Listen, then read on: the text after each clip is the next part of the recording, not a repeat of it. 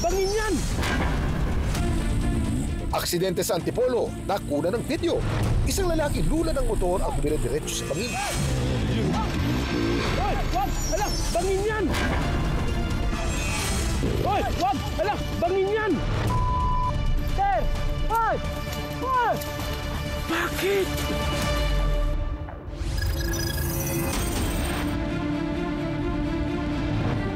Sinadya namin ang uploader ng video sa Marikina. Siya si Elmer. Hindi raw talaga niya kakilala ang lalaking nahulog. Hoy! Wag! Hala! Bangin yan! Nagusto ko yung pagtitrail every Sunday. Naging hobby ko yung kaya nagkaroon ako ng pagkakataon na mayroon akong mai-upload sa aking page. Umakyat daw sa bahagi ng Mount Kinapuin sa Antipolo si Elmer noong August 24 para mag-trail ride. Matapos dumaan sa obstacle trail, nagpasya raw siyang magpahinga. Pagdating ko sa taas, meron din isa doon na nauna na yung guide nila na nagvi-video. Kaya uminto ako tapos umupo para mag-video rin. Pagbukas ko ng camera, ayun, hindi siya naka-exit sa motor. Hoy! Wag! Hala! Nadiretso siya sa bangin. Hoy! Wag! Hala! Bangin yan! Hey! Hoy! Hoy! Nagkagulo ang mga nakasaksi. Bakit? Sir, okay ka lang? Tawag ka rin, rescue! Kinabahan kami, lahat kami. Kinabahan ako kasi alam ko kung gaano kalalim. Napakalalim, sobra. Ang bangin na pinaghulugan ng biktima. Hala! Bangin yan! Tinataya na sa 50 meters daw ang lalim o halos 15 palapag na building. Pag nahulog po tayo sa bangin, there are several important vital organs na hindi mo pwedeng tamaan. Number one, pag tinamaan yung ulo mo, it can lead to traumatic brain injury. Sa leeg or likuran, it can actually ruin your spinal cord, which can lead to lifelong paralysis or sometimes even death din.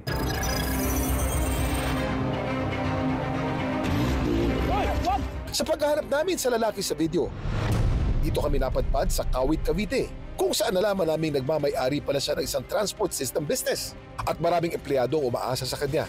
Kamangha-mangha at kahanga-hanga, pinusuan si Nier at kumiliti sa interes ng online universe. Pero bakit nga ba nag-viral ang mga videong ito? Samahan niyo akong himayin at alamin ang mga kwento sa likod ng mga viral video at trending topic dito lang sa...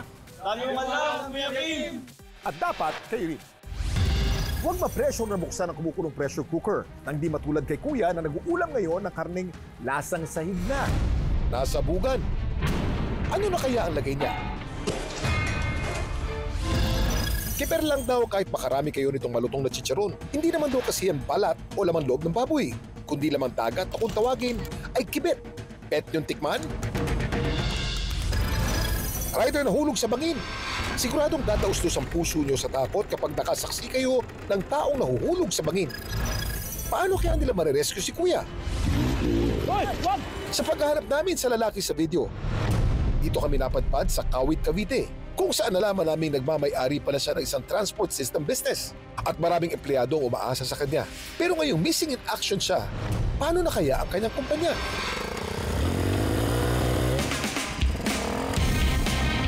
Ang boss kasi nila may grand entrance na para bang hindi dumausdos sa bangin. Puwera usog para iwas hulog. May dalawang parang humps doon sa dulo. Nung nag-wheelie ang bike, nasarat siya, yung huling gulong is nag-slide. Pagbalik ng front wheel sa ground, diretso ako doon sa bangin. Ang una raw naisip ni Bong, wag sana siyang mataganan ng motor. Kailangan kong i-disengage ang sarili ko sa motor. Saka dapat ilayo ko yung sarili ko sa motor. 7 taon na raw nagmomotor si Bong. Pero ang dirt bike, ngayong taon lang daw nasubukan. Yun! Perfect! Sa katunayan, pangatlong trail ride pa lang niya noon kung siya'y maaksidente.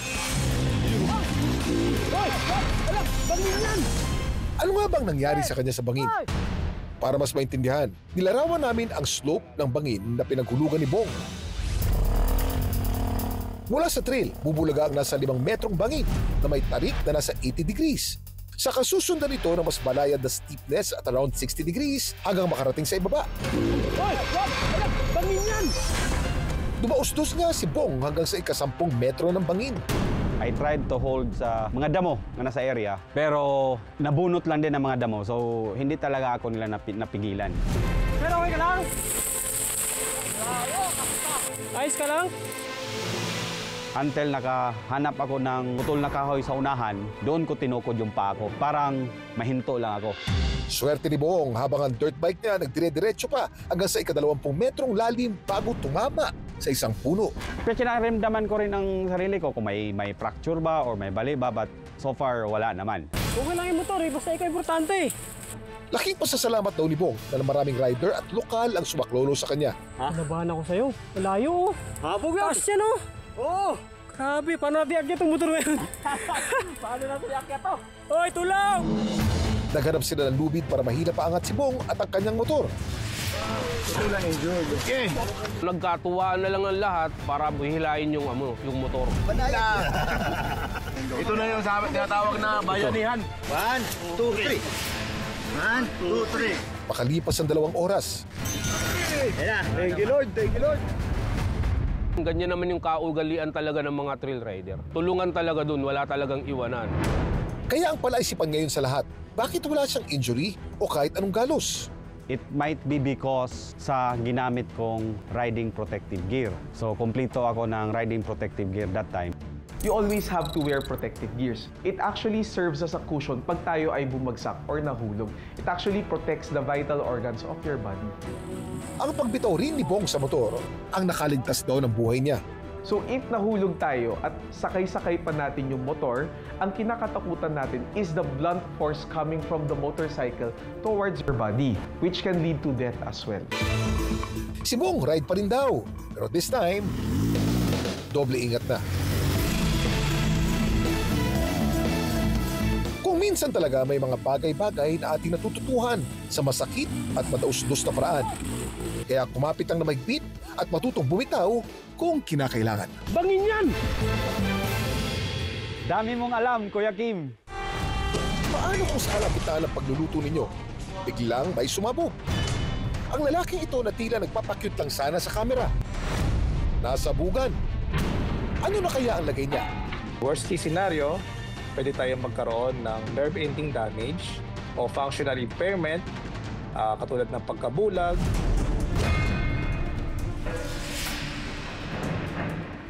O anong gugustuhin nyo? Ma-pressure sa buhay o masabugan ng pressure cooker?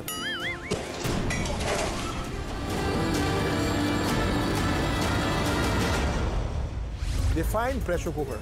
Pressure cooker is a cooker with pressure. Ano mas gusto nyo? Ma-pressure sa buhay o masabugan ng pressure cooker? Ma-pressure sa buhay. Bakit? Kasi sasabog ako parang pressure cooker. Dami mong alam, Kuya Kim! Dito sa Laguna, isang pasabog ang natanggap ng isang lalaki habang siya'y nagluluto. Maraming posibleng dahilan kung bakit sumasabog ang pressure cooker at karamihan may kinalaman sa pagkontrol ng pressure sa loob nito. Isa sa pangkaraniwang sanhi ay ang baradong vent o safety valve. Kapag natakpan nito ng pagkain, mantika o dumi, hindi makalabas ng sobrang singaw at mabilis na tumataas ang pressure hanggang sa hindi na ito kayang kontrolin. Dami mong alam, Kuya Kim! Ano nga bang pwedeng mangyari kapag nasabugan kayo ng kumukulong tubig? Pwede itong mag-cause sa atin ng second degree or third degree burns. No? Worst case scenario, pwede tayong magkaroon ng nerve-ending damage o functional impairment katulad ng pagkabulag, pagka-deform ng ilong o pagka-deform ng tenga. Kapag nakatamo ng mga burns, no? Especially yung mga second degree o third degree burns, ito ay linisan sa pamamagitan ng cold running water for 15 to 20 minutes.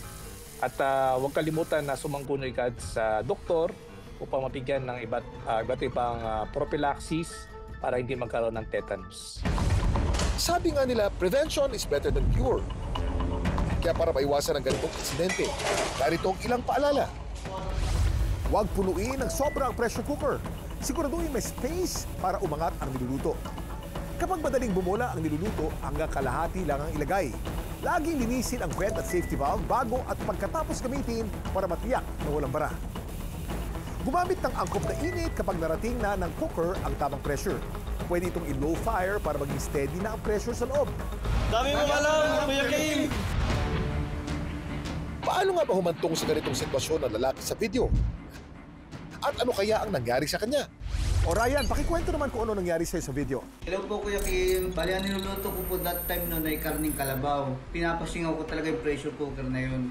Tapos po nung pinipilit ko na siyang buksan, nawala sa isip ko na maaaring sumabog yun. Mabuti na lang at mabilis ang reflex ni Ryan dahil mabilis siyang nakatras.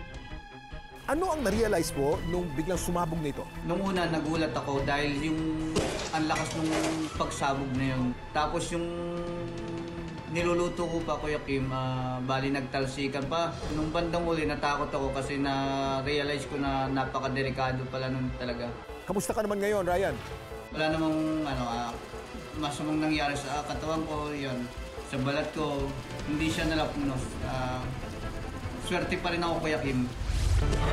O huwag na ma-pressure sa susunod na pagluluto.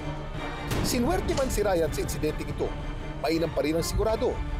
I-check lahat ng gamit sa kusina mo para maiwasan ang pagsabog.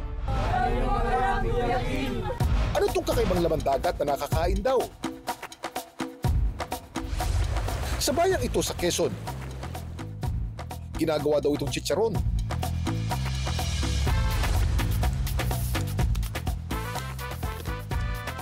Ano nga kayang uri ng nilalang ito? At safe kaya itong kainin?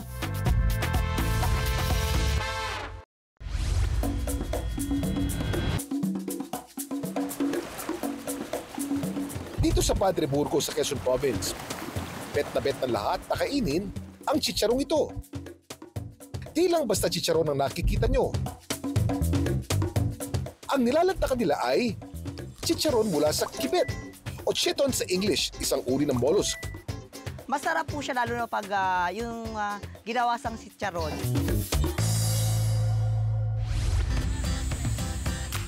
Sa video, pinapakita pa ng vlogger na si Angelica kung paano nila kinukuha ang kibet. Natutunan ko pong lutuin yun dahil dun sa kaibigan ko po na taga-Alabat, Quezon po. Nabanggit niya po sa akin na pwede siyang gawing chicharon. Pinakita rin ni Angelica kung paano nila ito ginagawang chicharon.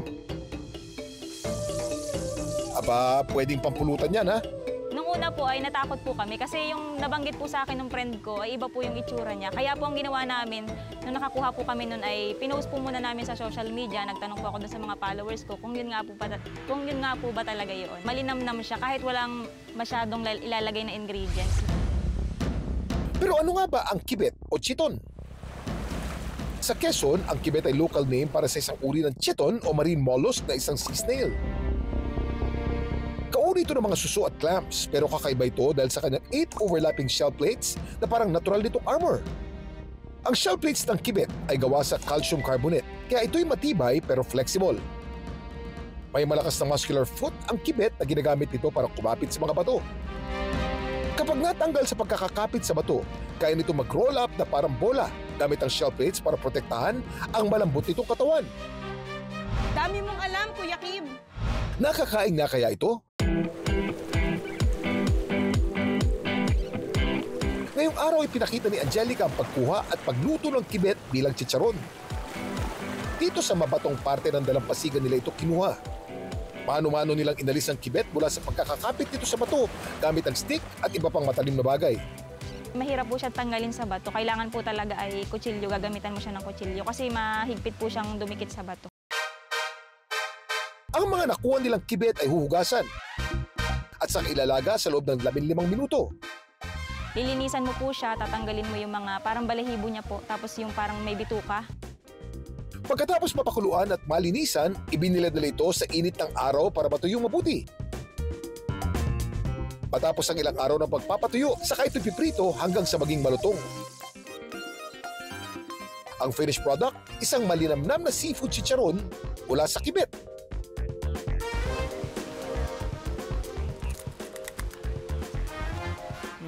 Masarap, pwedeng pampulutan. Sa una, pag titingnan mo, parang ano siya, parang hindi naman nakakain, pero once na matikman mo, masarap. Believe it or not, ang chiton ay nakakain. Considered na delicacy sa iba't ibang coastal regions globally ang chiton, partikular sa Bahamas, Mexico, Australia, pati ng Pilipinas. May nagsasabi na ang kibet ay may aphrodisiac effect o pampalakas ng katawan sa labing-labing. Kaya tinawag din itong power food, lalo na sa mga lalaking mangingisda. Dami mo alam, Kuya Kim. Pero si Angelica may isang luto pa raw na alam sa kibet. Ipatitikim naman daw niyang adobo version nito. Ang mga nakuha niyang kibet, hinanda na niya. Sa kanya ito inadobo.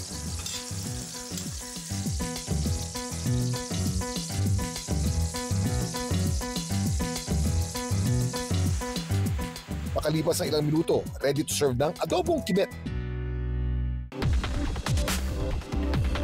Maanghang, lasang adobo. Lasang adobo din.